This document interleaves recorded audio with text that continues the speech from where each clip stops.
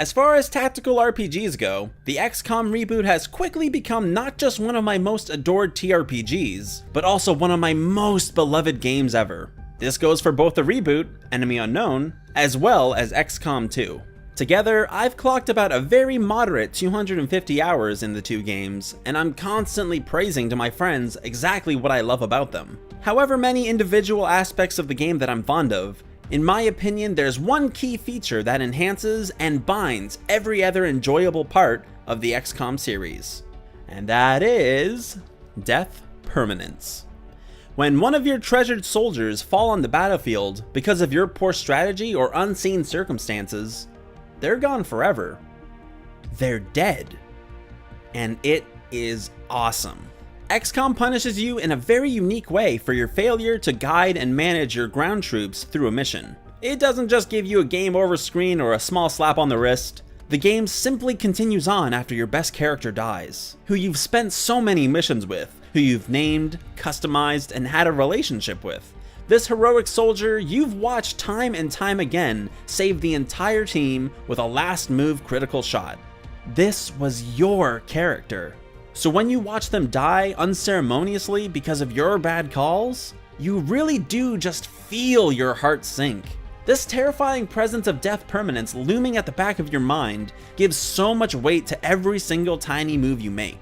It makes those missed shots hurt you to the core, those hopeful grenade throws impactful, and your decisions to do one of 20 things that need to be done incredibly tense. When you add this level of value to every choice you make in the game, you're slowly being conditioned to accept that not every battle will have your troops returning to you, no matter how hard you try.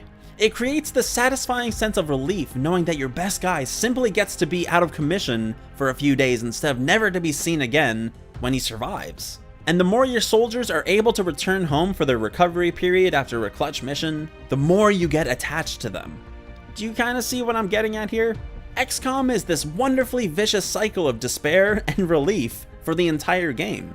Until, on the off chance, your best soldier is bitterly taken away from you because you just suck at Xcom. And believe you me, I am terrible at my favorite game.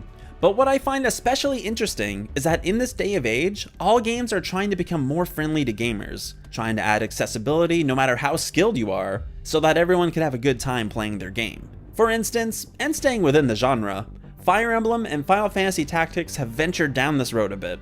In the newer Final Fantasy Tactic games, your character merely faints when he runs out of hit points, save for a few special occasions. In Fire Emblem, you have an option to play in a casual mode, allowing you to simply throw your team at the enemy with reckless abandon and without consequence of them dying.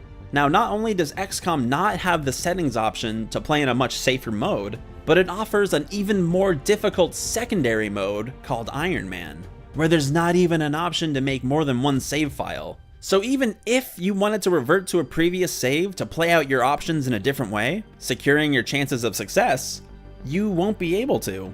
And I find that to be the tried and true best way to play these types of games. And who knows, perhaps in the upcoming Mario Rabbids Kingdom Battle, that seems to be a heavily inspired Xcom game meant as an entry level into the TRPG genre, there'll be an option to turn on death permanence. Because don't we all just want to see Mario die in the tutorial level, or be heartbroken when Yoshi Rabbit gets flanked headshotted from the fog of war?